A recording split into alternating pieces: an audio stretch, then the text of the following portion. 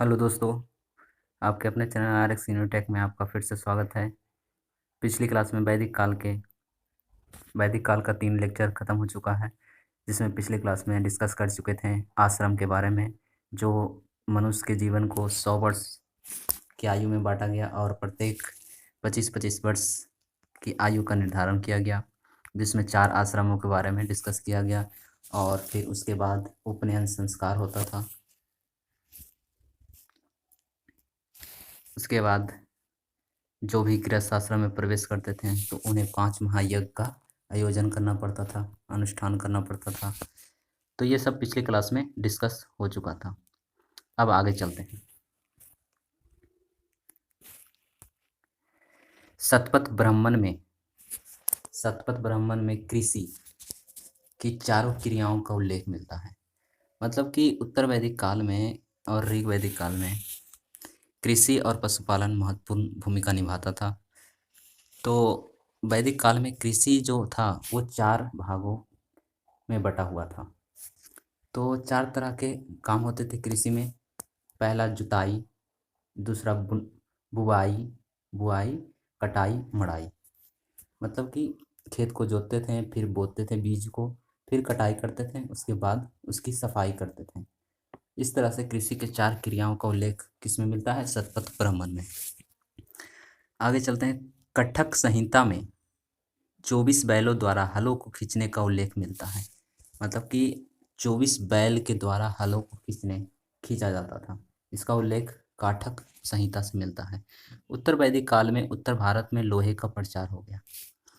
हमने पहले भी बताया था कि ऋग वैदिक काल में लोग लोहे से परिचित नहीं थे, लेकिन जब उत्तर वैदिक काल आया तो वो लोहे से परिचित हो गए।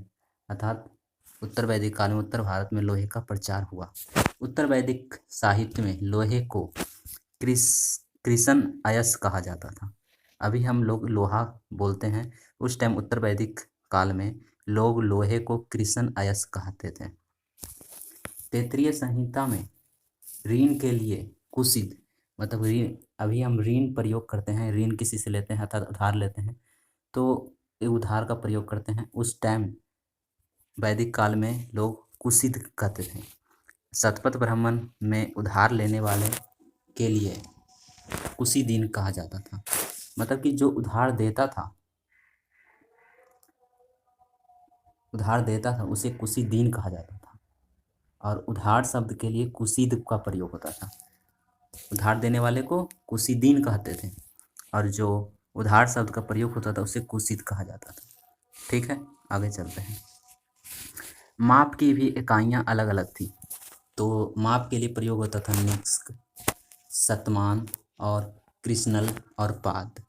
ये 4 शब्द प्रयोग होते थे माप के लिए। ठीक है, आगे चलते हैं। तो ये 4 माप प्रयोग होते थे। इसमें कृष्णल जो था बाट की मूलभूत इकाई थी। मूलभूत इकाई, जैसे अभी मूलभूत इकाई क्या है? किलोग्राम। तो उसी प्रकार बाट की मूलभूत इकाई थी कृष्णल। गुंजा और रतिका उसी के समान था। गुंजा और रतिका भी उसी कृष्णल के समान था। और रतिका को साहित्य में तुला बीज कहा गया। रतिका को साहित्य में तुला बीज कहा गया। शतपथ ब्राह्मण में पूर्वी तथा पश्चिमी समुद्रों का उल्लेख मिलता है।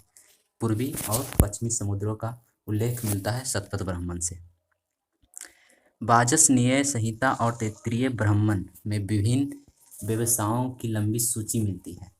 मतलब कि व्यापार होता था तो समुद्रों से होता था, पूर्वी और पश्चिमी समुद्रों से जो होता था, तो इसका वर्णन मिलता है वाजसनेय संहिता और तैत्तिरीय ब्राह्मण से। इनमें प्रमुख हैं रथकार, स्वर्णकार और लोहार और सूत, कुंभकार, चर्मकार, रज्जुकार इत्यादि। ये सब 4 इतने सारे जो व्यवसाय थे, इन लोगों की लंबी सूची मिलती थी। व्यापार करते थे, अपना व्यवसाय करते थे, अर्थात आय का अर्जन करने के लिए अलग अलग प्रकार के व्यवसाय करते थे। इनकी लंबी सूची किससे मिलती है? वाजसनेय संहिता और तैत्तिरीय ब्राह्मण से मिलती है। ठीक है, आगे चलते हैं। स्त्रियां जो थी रंगाई के काम करती थी और सुईकारी करती थी, आदि में निपुण थी। मतलब स्त्रियां के लिए भी व्यवसाय था रंगाई और सुईकारी, मतलब सुई धागा से जो कपड़े सिलती थी उसे स्त्रियां ही कार्य करती थी। उत्तर वैदिक काल में वस्तु विनिमय की प्रणाली चलती थी। वस्तु विनिमय प्रणाली वह प्रणाली होती है जिसमें एक वस्तु के अलावा दूसरी वस्तु का आदान प्रदान होता है। इसमें मुद्रा का कोई आदान प्रदान नहीं होता था, मतलब कि एक वस्तु के बदले दूसरे वस्तु को लिया जाता था, उसे ही वस्तु विनिमय प्रणाली कहा जाता था। आगे चलते हैं।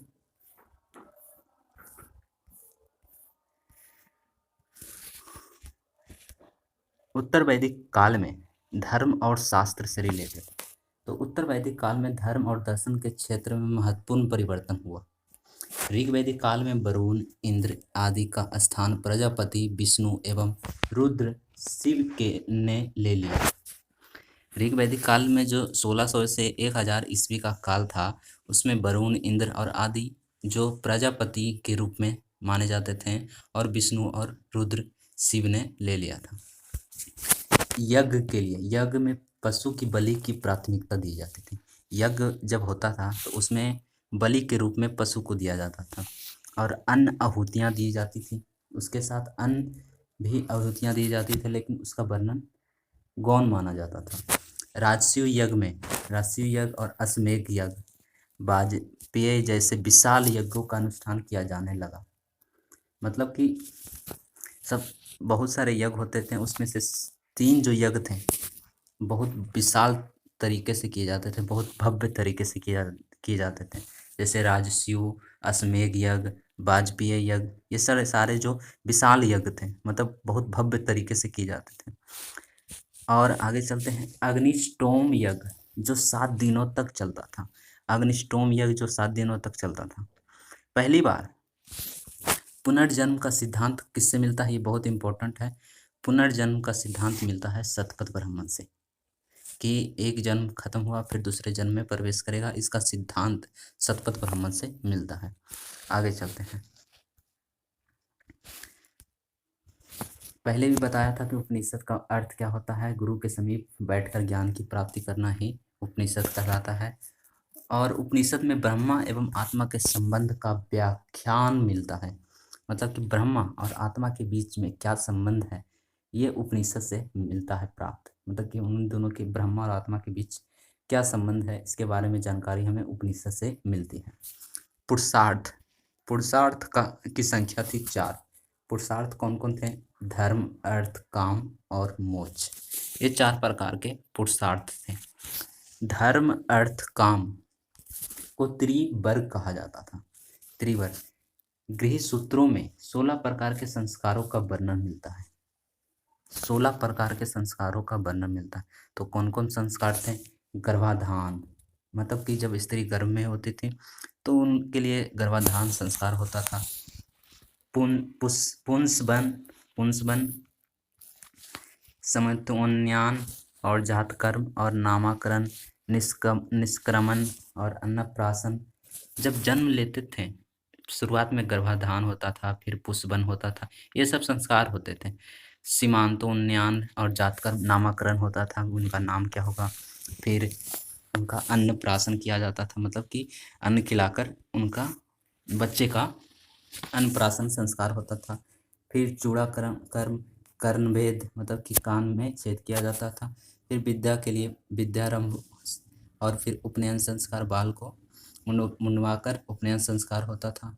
वेदारंभ के शांत और साम्रांत, विवाह, अंत्येष्टि। मतलब कि जन्म से लेकर मृत्यु तक जितने प्रकार के संस्कार होते थे, वो सारे संस्कार किसमें मिलते हैं? गृह सूत्रों में मिलते हैं। और कितने प्रकार के संस्कार होते थे? 16 प्रकार के संस्कार। तो 16 प्रकार के संस्कार जन्म से लेकर, तो जन्म, गर्भाधान होता था, फिर और लास्ट में मृत्यु होती थी, अंत्येष्टि। उसके पहले विवाह, समावर्तन और नामकरण, ये सब होते थे। तो गृह सूत्र में 8 प्रकार के विवाह का उल्लेख मिलता है। विवाह जो भी होता था वो अलग अलग प्रकार के विवाह होते थे, तो तरीके अलग अलग थे विवाह के, लेकिन विवाह होता है। तो उसमें विवाह में 8 प्रकार के विवाह होते थे। तो कौन कौन थे? ब्रह्मा, देव, अर्ष, प्रजा, पात्य, गंधर्व, असुर, राक्षस एवं पैशाच विवाह। इस प्रकार के विवाह 8 प्रकार के विवाह होते थे। तो अलग अलग धर्म और अलग अलग शास्त्र के अनुसार अलग अलग प्रकार के विवाह का अनुष्ठान किया जाता था और अपनी जाति और कर्म के अनुसार उनका विवाह संपन्न कराया जाता था। इस प्रकार से वैदिक काल आज समाप्त हो गया। धन्यवाद।